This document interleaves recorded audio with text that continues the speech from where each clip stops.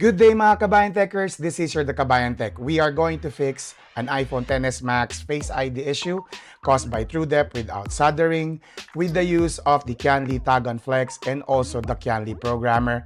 But before we begin, click on the subscribe button.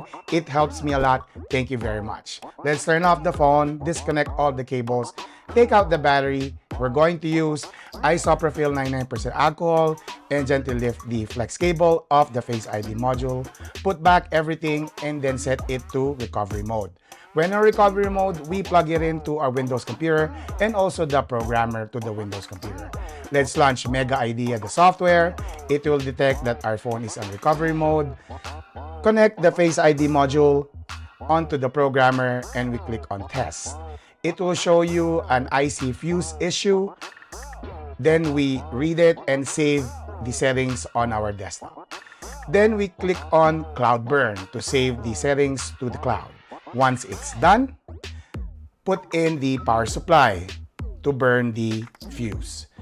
Once we activate it, it will show you 2 activation remaining. Wait for it to finish, then we're all done. Take out the Face ID module, put in the tag on flex, click on Cloud Burn. This will burn the data that we have saved. Once done, we connect it to our Face ID module, follow the instruction on how to fold it, and then we test again. Once everything is done and normal, we install that one to the phone, put back everything inside the phone, and then let's test Face ID. When you go on Face ID, there's no more prompt.